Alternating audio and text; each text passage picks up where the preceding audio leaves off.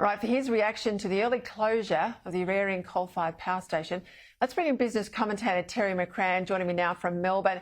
All right, Terry, everyone else will talk around and around the mulberry bush. What does this closure mean for power prices? Well, Peter, it doesn't mean anything good. It might deliver some short-term sugar hit because wind, quote unquote, and solar, quote unquote, are free. We don't actually have to pay for it. But the reality is they can't function unless they are backed up by real power stations. And we have three choices in that regard. They are coal-fired, gas-fired, or nuclear-fired, nuclear power stations.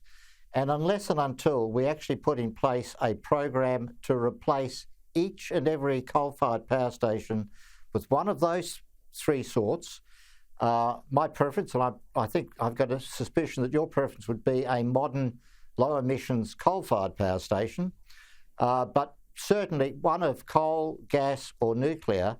In the long run, we're going to end up in a situation where no matter how cheap the power might be from time to time, although I sincerely doubt that will actually happen, we'll be having brownouts and blackouts. And if anybody wants to look at Australia's future, they only have to look at what's happening in the UK right now, where power prices in their embrace of particularly wind, you can't get much solar in the UK, particularly wind, is seeing power prices go up by 30% because they're making themselves totally reliant on gas. As much as they can, obviously. They still have coal, they still have nuclear. But when the wind doesn't blow, they turn on expensive gas. But they've actually got the gas-fired power stations. We are still proposing to build maybe one new gas-fired power station. Exactly. Yeah, I want to make the point too. In the recent months, we've seen announcements in the UK about nuclear power plants. We know that Macron is facing an election shortly. As an election winner, has gone out there and announced 6 new reactors. It's the word that can't dare mention its name in an election campaign here in Australia.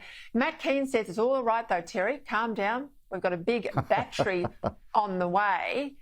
You can't make steel with a battery, right? You can't use the smelters that we have in this country with the battery. How good's this battery going to be? Well, as Angus Taylor put it very succinctly, you're closing a 2,800 megawatt power station and you're replacing with this gigantic battery, 700 megawatts, which will last all of 2 hours.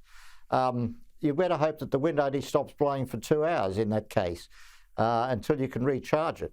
I mean, it's just insane to go down this path, and it will certainly lead to blackouts and brownouts. And what we see, I think, from the statement today, that future is going to come a lot faster than we might have thought. That we might have thought we could sort of patch around the edges as we progressively close stations, particularly in New South Wales and Victoria. Over a 15 to 20 year time period into the 2040s. What the accelerated closure of this one tells us is that because it makes no commercial sense for people to keep open coal-fired power stations when they're trying to compete against wind, they have to fill in the gaps around wind. It just becomes totally uncommercial to operate a coal-fired power station in that circumstance. And another point, Peter, I think, which we're going to see, we've got this national grid.